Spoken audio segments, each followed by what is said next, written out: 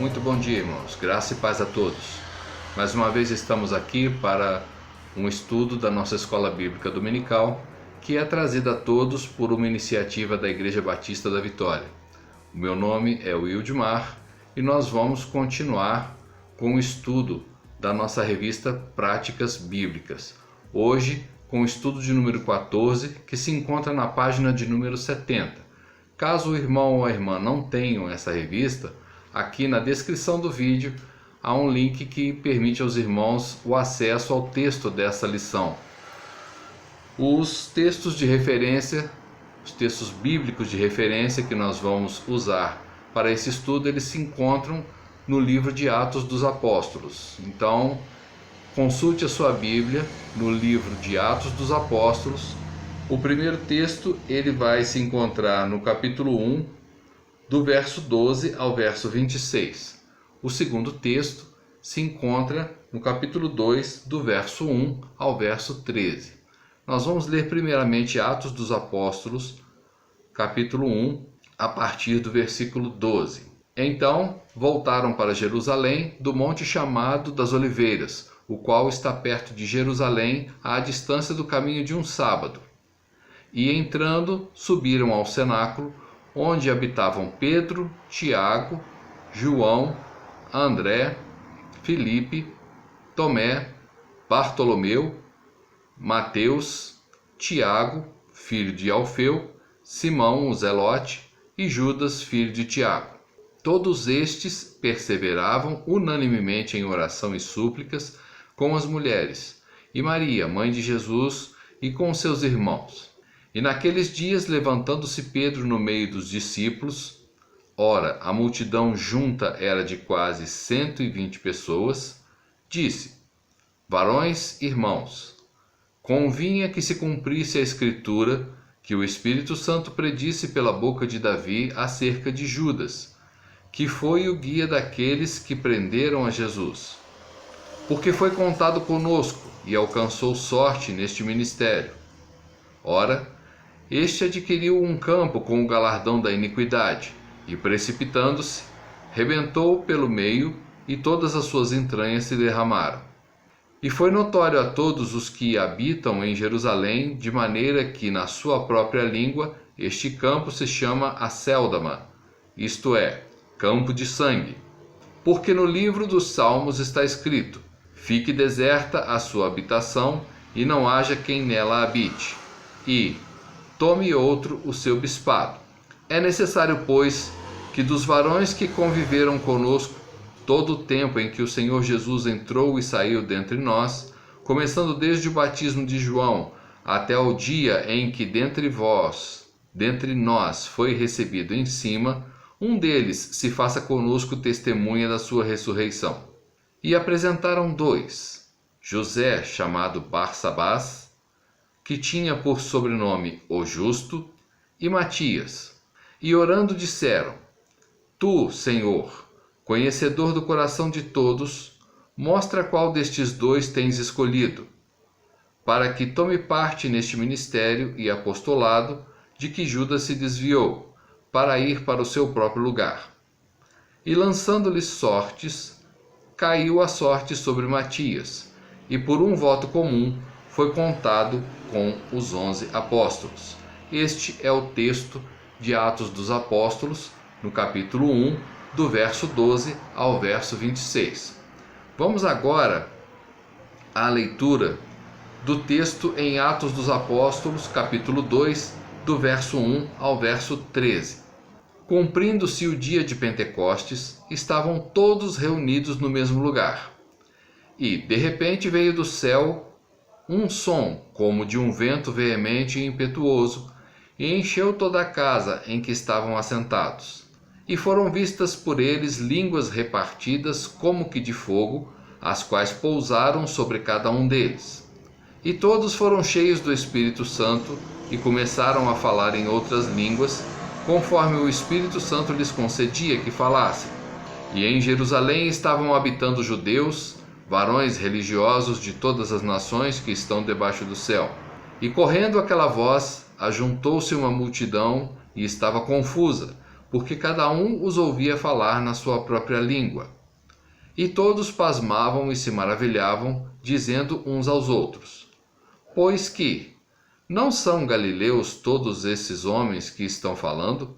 Como, pois, ouvimos cada um na nossa própria língua em que somos nascidos? Partos e medos, elamitas, e os que habitam na Mesopotâmia, e Judéia, e Capadócia, e Ponto, e Ásia, e Frígia, e Panfilha, Egito e partes da Líbia, junto a Cirene, e forasteiros romanos, tanto judeus como prosélitos, e cretenses, e árabes, e todos os temos ouvido em nossas próprias línguas falar das grandezas de Deus. E todos se maravilhavam e estavam suspensos, dizendo uns para os outros: Que quer isto dizer? E outros, zombando, diziam: Estão cheios de mosto. Vamos curvar agora as nossas cabeças e vamos orar ao Senhor pedindo orientação para este nosso estudo. Vamos falar com o Senhor agora. Querido Deus e Pai, honra e glória sejam dadas ao Senhor na terra e no céu. Louvado e engrandecido seja o teu nome. Nós agradecemos, Senhor, por nossas vidas neste dia, pela oportunidade de estarmos nos reunindo, cada um em seu lar, mas em espírito, todos diante do Senhor, para mais uma vez meditar sobre a tua palavra e através dela sermos alimentados, nutridos, instruídos, fortalecidos, orientados. Pedimos, Senhor, que o mesmo Espírito que naquele dia tocou nos apóstolos, toque também em nós nesta manhã e que nos abra o entendimento para que nós possamos absorver toda a grandeza da sabedoria que estes estudos, que essa meditação tem para nos ensinar na manhã deste dia. Que nós possamos absorver esse conhecimento, que nós possamos aplicá-lo com sabedoria em nossas vidas e assim nós possamos dar honra ao Senhor, apresentando ao Senhor para todas as outras pessoas que convivem conosco em ambiente de trabalho, família, escola, que nós possamos dar bom testemunho do Senhor e te honrar onde quer que nós estejamos. Agradecemos por tudo hoje e sempre, em o nome de Jesus. Amém. Vamos agora passar ao estudo da nossa introdução. Vamos meditar sobre a nossa introdução agora. Antes de nós começarmos a meditar na nossa introdução, na introdução do estudo de número 14, cabe a todos nós pensarmos no título desse estudo: Uma igreja que honra a seu Senhor. Vamos pensar um pouco sobre isso. O que é honrar alguém? O que significa honrar ao Senhor? Nós estamos vendo nesse momento das nossas vidas, no momento do cenário mundial, uma pandemia que tem mudado a vida de todas as pessoas. Todas as pessoas que trabalham honestamente, dignamente, têm convivido, algumas delas, não todas, com a situação de terem que suspender as suas atividades de trabalho. E com a suspensão das suas atividades de trabalho, para evitar aglomerações, para evitar a circulação de pessoas pelas ruas, para evitar a disseminação do coronavírus, algumas pessoas estão preocupadas em como elas vão honrar os seus compromissos financeiros. O que é honrar? Honrar é atender à expectativa. Neste sentido, as pessoas que esperam receber dos seus devedores, esperam que seus devedores paguem, esperam que seus devedores correspondam à sua expectativa e paguem o que é devido. Nesse sentido, honrar é corresponder à expectativa de alguém. Deus tem uma expectativa sobre nós. Ele espera que nós façamos aquilo que Ele nos preparou, nos chamou para fazer, nos deu o comissionamento de cumprir a pregação do Evangelho, o discipulado de novos convertidos, o bom testemunho de Deus em nossos locais de trabalho, de estudo, de relações familiares, nos nossos círculos de amizade especialmente aqueles círculos de amizade que nos colocam em contato com pessoas ainda não cristãs. Quando nós fazemos isso, quando nós damos a nossa parcela de contribuição, quando nós atendemos à expectativa do nosso Senhor, nós estamos honrando a Deus. Quando nós damos o nosso bom testemunho, nós estamos honrando ao nosso Senhor, porque é isso que Ele espera de nós. Então, honrar ao Senhor, nesse sentido, significa também obediência, significa fidelidade, significa lealdade, ser leal, ser fiel, ser obediente e atender ao chamado e à expectativa de Deus para com tudo aquilo que Ele espera que nós façamos, pois foi para isso que Ele nos chamou. Bom, uma vez colocado esse significado do que é honrar alguém, antes de nós entrarmos na nossa introdução propriamente dita, eu gostaria de anunciar aos irmãos que eu tenho observado nos nossos estudos que a leitura por extenso do texto da revista tem tornado as nossas meditações, os nossos estudos muito prolongados. Assim, eu vou pedir aos irmãos que estejam lendo as suas revistas para que nós possamos apenas comentar o que está sendo dito de acordo com o texto. Dessa forma, a nossa introdução, no primeiro parágrafo, fala da perseverança dos apóstolos e também da obediência, porque Jesus disse aos seus apóstolos antes da sua ascensão aos céus: ficai em Jerusalém até que do alto sejais revestidos de poder. E os discípulos, os apóstolos, estavam exatamente honrando a Deus, obedecendo a essa ordem de Jesus, permanecendo em Jerusalém, em súplicas, em orações e aguardando aquele revestimento de poder que Jesus disse que eles receberiam. Então, esse primeiro parágrafo, ele nos fala exatamente disso, da perseverança, da obediência, e isso também é apontado como uma forma de honrar ao Senhor. A seguir, a nossa introdução fala sobre a Páscoa e a festa dos tabernáculos, que juntamente com essas duas festas, Pentecostes era uma festa tradicional e que ao longo do tempo passou a reunir em Jerusalém estrangeiros de toda parte. É bom entender que Pentecostes significava o 50º, porque era celebrado 50 dias depois da Páscoa. Nós temos que lembrar que a primeira Páscoa aconteceu lá no Egito nos tempos de Moisés e foi exatamente a preparação para que o povo de Israel saísse liberto do Egito rumo à terra prometida. Ali foi a primeira Páscoa. 50 dias depois, então eles celebraram a primeira festa de Pentecostes e desde então não deixaram de festejá-la. Então, Pentecostes se tornou uma festa tradicional juntamente com a festa dos tabernáculos e a Páscoa, no começo do mês de junho. A festa fazia fluir para a Jerusalém gente de todas as partes do mundo e tinha dois significados principais. Primeiro, o sentido histórico, recordava a entrega da lei a Moisés, porque, como acabei de explicar, a primeira Páscoa ela foi comemorada, ela foi celebrada, ela foi levada a efeito na véspera da libertação do povo hebreu do Egito. O segundo sentido é o sentido agrícola. Era o momento de oferecer 2 pães, simbolicamente toda a colheita, feitos de cerca de 2 quilos de farinha cada um. Devemos lembrar que essa farinha não era farinha como é a farinha que nós conhecemos hoje. Era uma farinha diferente. Mesmo assim, era cerca de 2 quilos de farinha. Cada um assados e com fermento.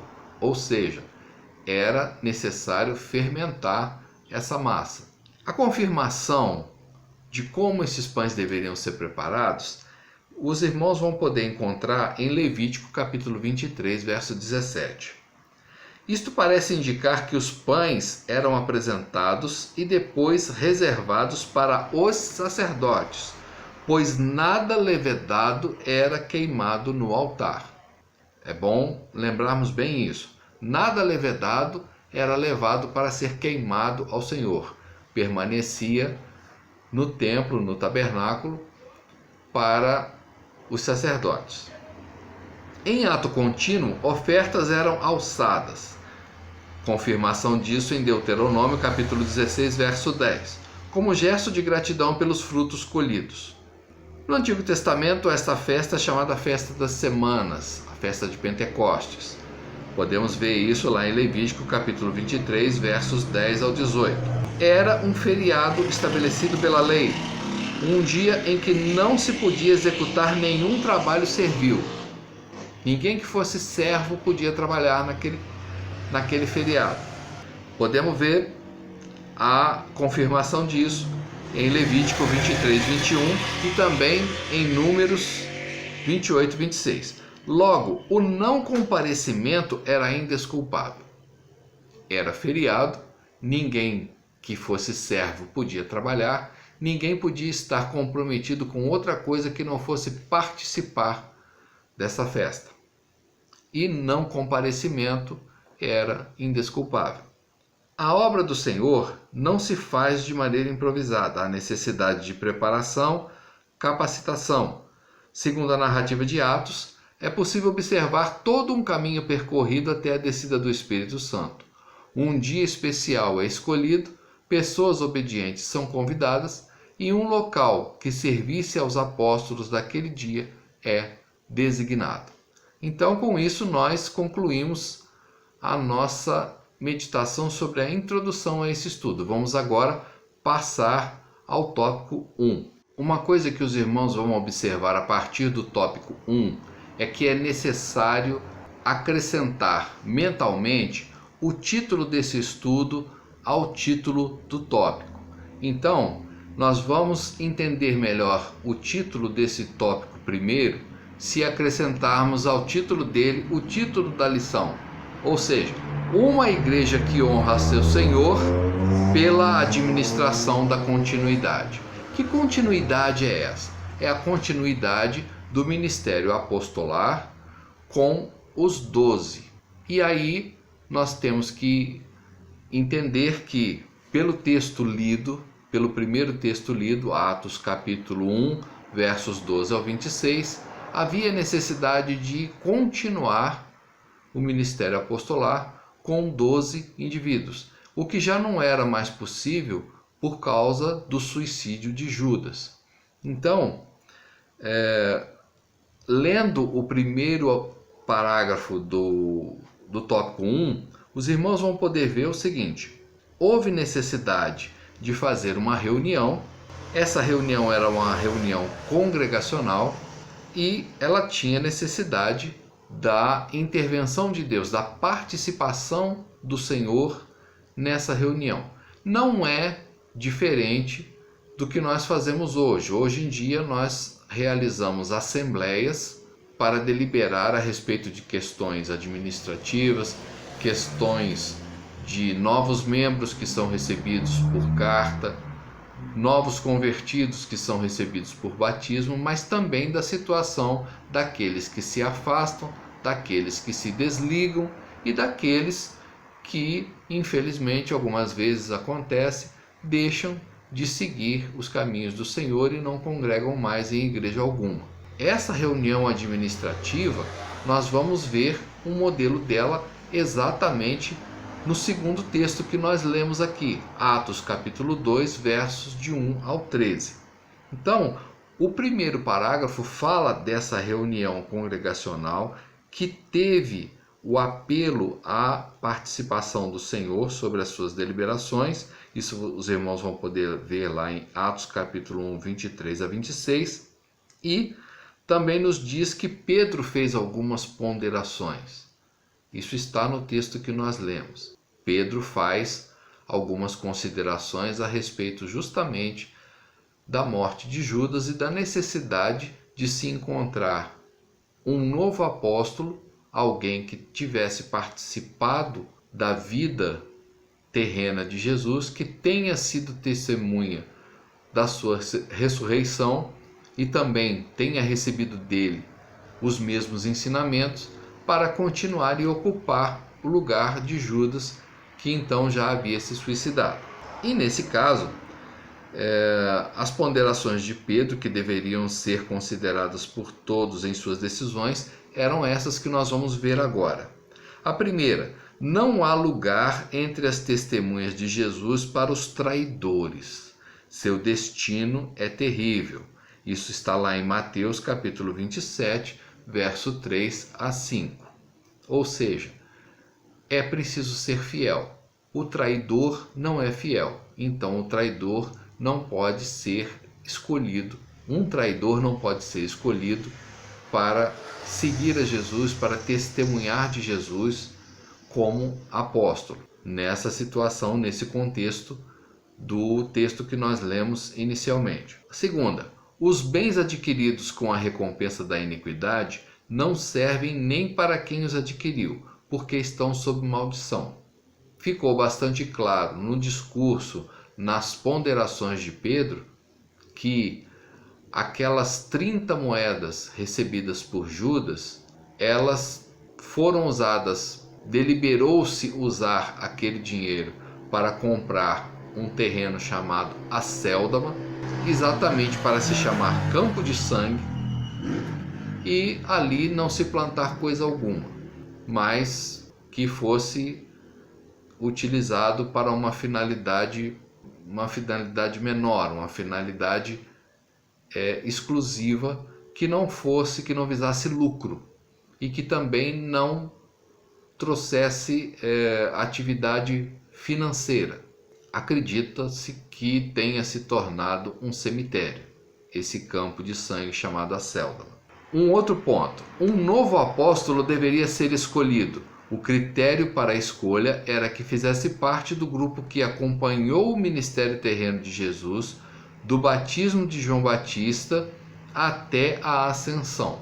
Então, o critério para a escolha do substituto de Judas no ministério apostolar, no colégio apostolar, ou seja, no grupo dos 12 que seguiam a Jesus, era que essa pessoa fizesse parte do grupo que acompanhou o ministério terreno de Jesus.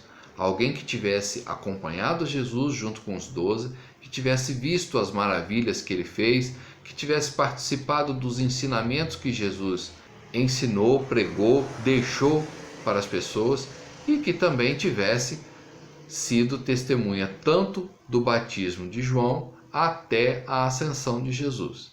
Alguma pessoa que estivesse fora desse contexto não era elegível para ocupar o lugar, a vaga deixada por Judas. Então, nisso tudo, nessa diligência toda, em todo esse critério, nós vemos uma forma de administrar as coisas de Deus com bastante seriedade, com bastante critério e com bastante coerência, para que não fosse escolhido de qualquer maneira qualquer pessoa para ocupar o lugar de Judas. E nisso, nessa diligência, em todo esse critério, em toda essa diligência mesmo para encontrar um substituto digno da vaga deixada por Judas, existe a igreja que honra o seu Senhor pela administração da continuidade. As coisas de Deus não podem ser feitas relaxadamente, e isso foi levado muito em consideração nesse momento que está sendo abordado aqui no nosso estudo. Um próximo ponto: sua função, a função desse apóstolo que ocupasse a vaga de Judas, como a dos outros apóstolos, seria testemunhar a ressurreição de Jesus. Para tal, deveria ter conhecimento do Mestre e convivência com os outros apóstolos. Isso está bem registrado lá em Atos capítulo 1, verso 22. Estabelecido o critério, procedeu-se à eleição do novo apóstolo à maneira judaica. Eles oraram e, como o texto bíblico nos explica, eles lançaram sortes e escolheram entre Matias e Barsabás. Entendam bem, é Barsabás, não é Barrabás. Barrabás é outra pessoa que já estava completamente fora de contexto nesse momento. Era Barsabás, o justo, e Matias. E foi escolhido Matias. O apostolado nos moldes do Novo Testamento extinguiu-se naturalmente com a morte das testemunhas oculares da vida, ministério, morte e ressurreição de Jesus. Isso é bastante interessante nós abordarmos, porque volta e meia nós ouvimos falar de um apóstolo aqui, um apóstolo ali.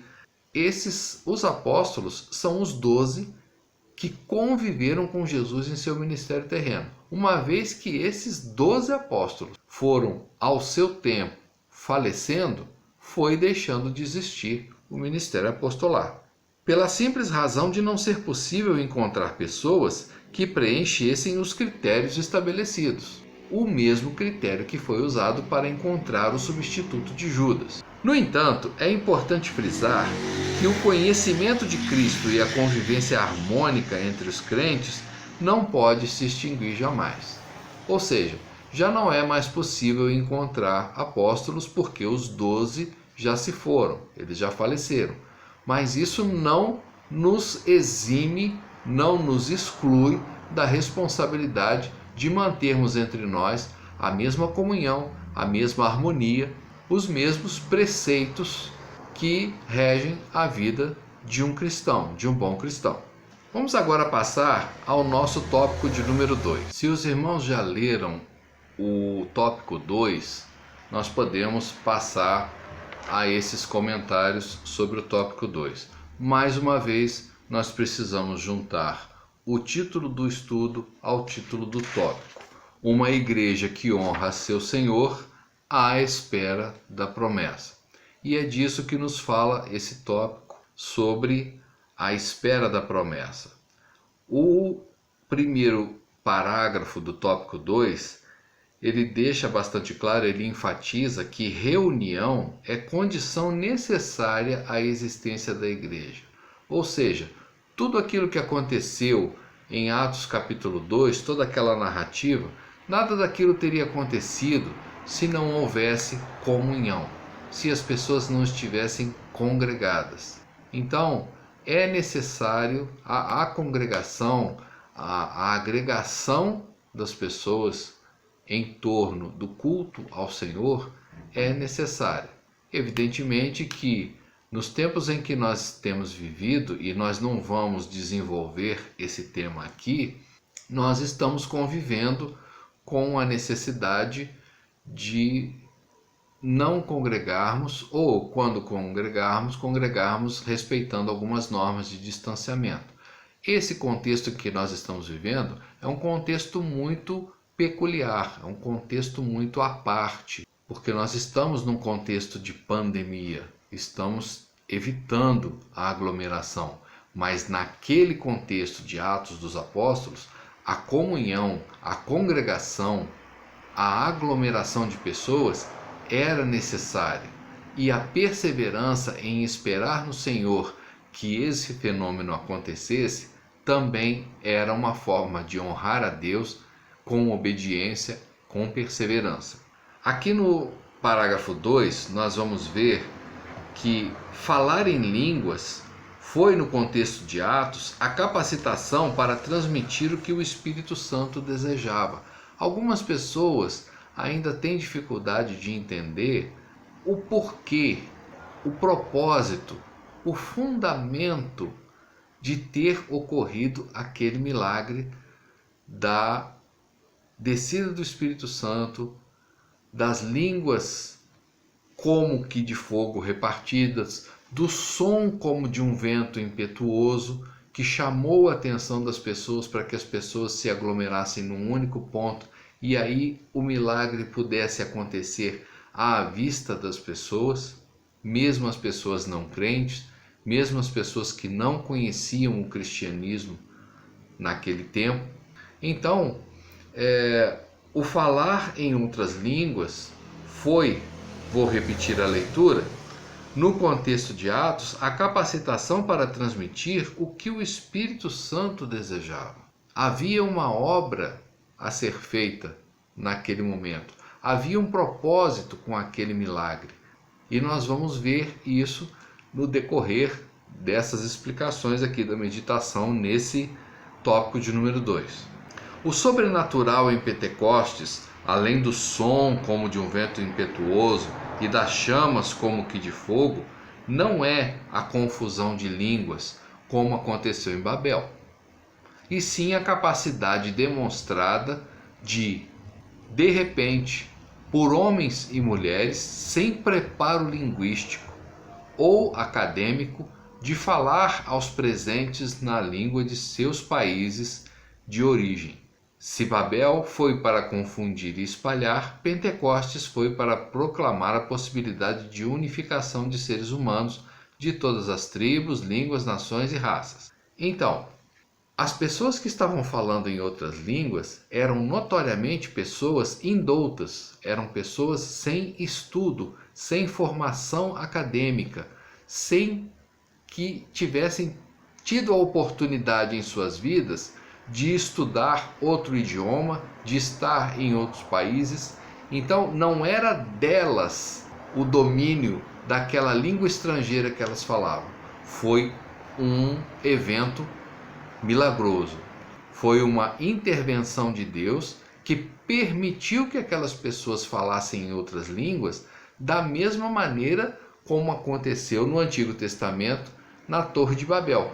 Porém, com um diferencial. Na Torre de Babel havia desobediência do crescer e multiplicar, enchei a terra e sujeitai-a. Então houve a intervenção de Deus em Babel para que as pessoas pudessem se espalhar pelo mundo, para que as pessoas pudessem realmente crescer, se multiplicar e encher a terra, e não ficarem todas concentradas num único ponto. Deus então interviu para acabar com aquela desobediência. Já aqui em Pentecostes, o mesmo fenômeno acontece. As pessoas falam em outras línguas sem haver estudado aquelas línguas e sem que tivessem indícios de terem sido capazes de estudar aquilo anteriormente. Então não falaram novas línguas delas mesmas. Falaram, segundo o texto bíblico, conforme o Espírito Santo lhes concedia que falassem. Então foi um evento totalmente milagroso. Foi uma coisa proporcionada por Deus. Diferença também de Babel, Pentecostes. Babel foi para espalhar, Pentecostes foi para agregar, foi para unir. Como está dizendo aqui, se Babel foi para confundir e espalhar, lá em Gênesis 11, versos 7 e 8, Pentecostes foi para proclamar a possibilidade de unificação de seres humanos, de todas as tribos, línguas, nações e raças, sob uma única designação, a de povo de Deus. Então aquelas pessoas, ao mesmo tempo que elas estavam maravilhadas de ouvir pessoas visivelmente sem estudo falando na sua própria língua natal, o que aquelas pessoas falavam eram palavras que enalteciam Deus pelas suas grandezas, anunciavam Deus àquelas outras pessoas e proporcionou através desse evento, desse milagre, desse evento milagroso, que depois disso Pedro tomasse a palavra e fizesse uma pregação que levasse à conversão daqueles milhares de almas, como o livro nos registra. Era finalmente a promessa feita a Abraão, lá em Gênesis capítulo 12, verso 1 a 3, de bênção a todas as famílias, se tornando real. Ali Deus deu mais cumprimento à promessa feita a Abraão. Era a confirmação do chamado de um povo para a proclamação do Evangelho e para o estabelecimento de relacionamentos saudáveis. Então, é isso. Outra coisa, próximo parágrafo. Há uma unidade, em consequência, uma paz. Se todos os povos se unem, onde eles escutam pessoas estranhas falando no seu idioma natal, existe ali um elemento de unidade e, consequentemente, existe paz, porque as pessoas têm entendimento, elas ouvem aquilo que precisam ouvir sendo falado por quem não conhece o idioma delas. E nessa aglomeração, nesse evento, a paz é promovida.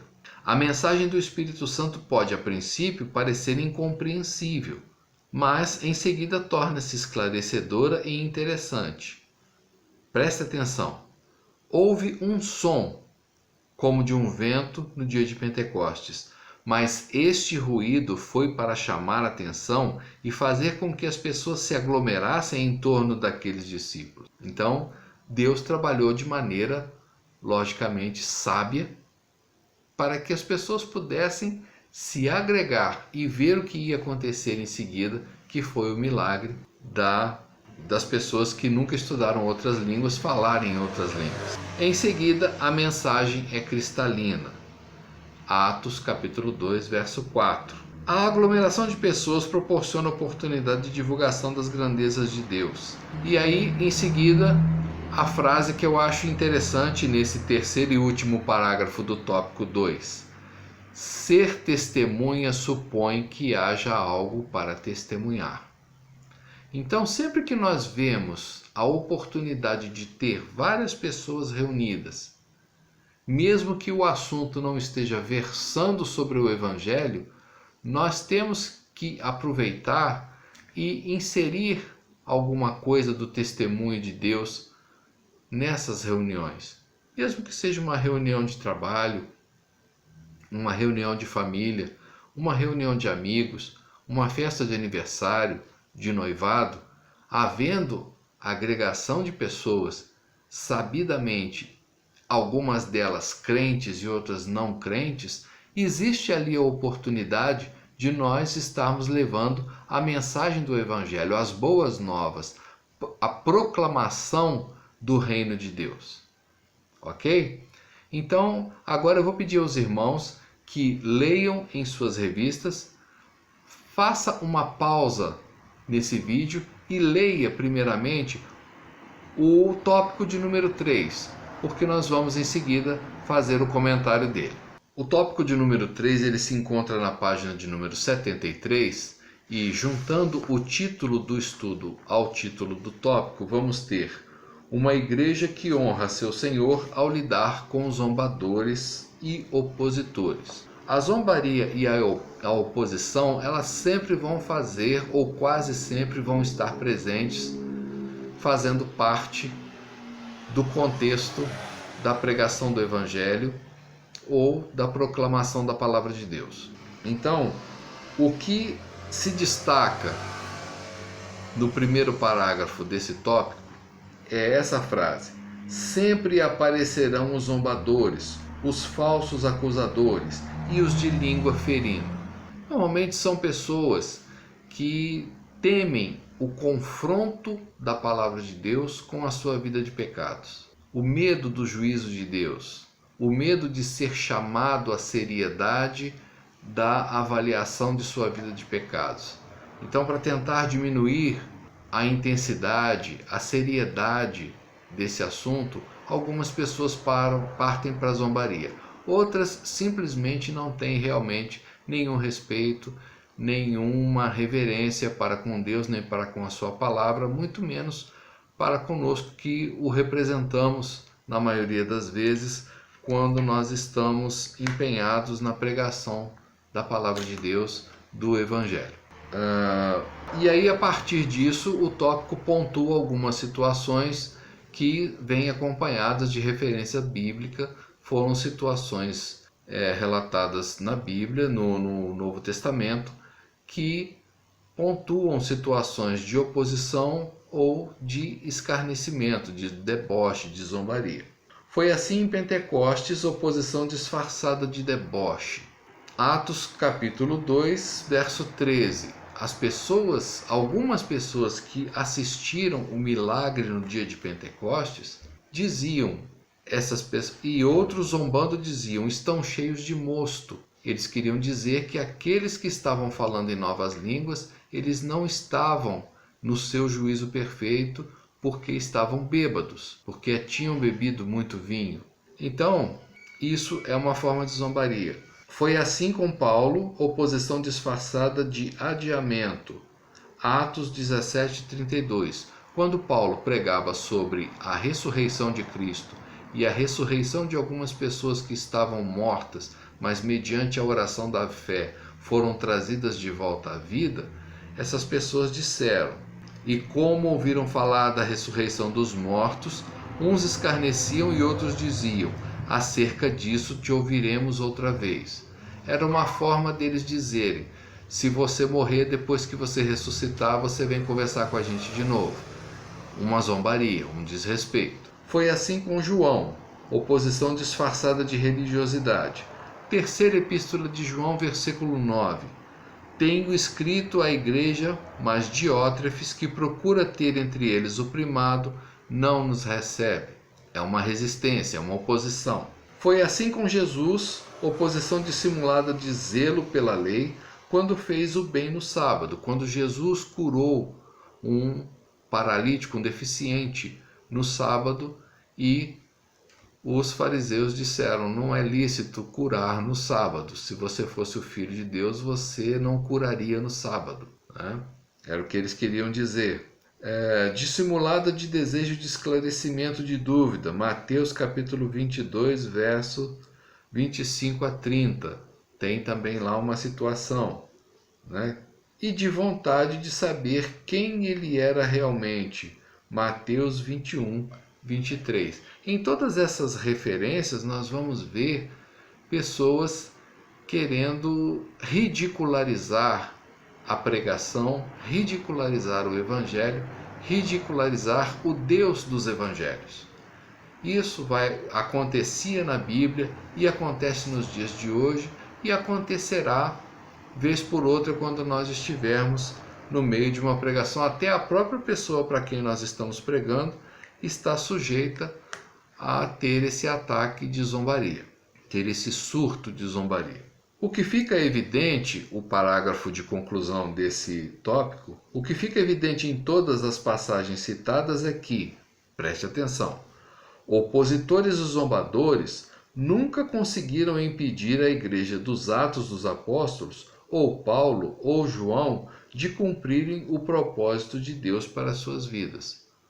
Ou seja, o opositor pode estar presente quando você estiver pregando o Evangelho, quando você estiver anunciando a Bíblia, quando você estiver aconselhando com base na Bíblia uma pessoa.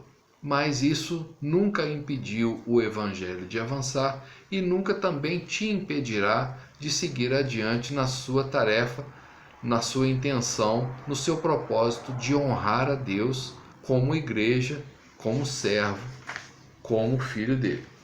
Vamos agora passar às considerações finais. Aqui nas considerações finais, nós vamos ter o seguinte: o momento de reunião dos crentes é precioso e propício ao recebimento de bênção. Todo cristão deve buscar a plenitude do Espírito Santo, pois só assim estará capacitado para testemunhar de maneira esclarecedora e interessante, ou seja, abre aspas, conforme o Espírito lhe conceder, fecha aspas. Como salvos em Cristo Jesus, precisamos estar atentos aos momentos propícios à pregação do Evangelho. Ao fazermos isto, fatalmente aparecerão zombadores. Mas isto não deve ser motivo para retrocedermos, e sim para prosseguirmos, certos de que o nosso trabalho, abre aspas, não é vão no Senhor. Primeira carta de Paulo aos Coríntios, capítulo 15, verso 58. Então, é importante, segundo essas considerações, nós estarmos atentos a toda oportunidade de pregar o Evangelho e honrar a Deus, fazer aquilo que Ele espera de nós, como servos, individualmente, como igrejas, na coletividade, como igreja, como pessoas que servem a Deus, seja na particularidade de uma conversa de aconselhamento, seja na coletividade como igreja. Nós temos que estar atentos a essas oportunidades, certos também de que nessas oportunidades podem ocorrer os zombadores, mas isso se nunca impediu os apóstolos, nunca impediu Jesus, nunca impediu o Evangelho de seguir adiante, também não há de nos impedir, porque o Evangelho é poder de Deus, e o poder de Deus ele está muito acima da capacidade de um zombador tentar ridicularizar a Deus ou a palavra dele ou ao Evangelho que ele nos legou para nós anunciarmos. Mais uma vez, eu agradeço aos irmãos pela oportunidade de estarmos juntos no estudo. Vamos orar agradecendo a Deus por esse estudo agora e eu desejo aos irmãos um ótimo domingo e uma ótima semana. Oremos. Querido Deus, mais uma vez nós concluímos um estudo. Esperamos, Senhor, que a meditação nessa palavra possa nos enriquecer e nos instruir para como te honrar.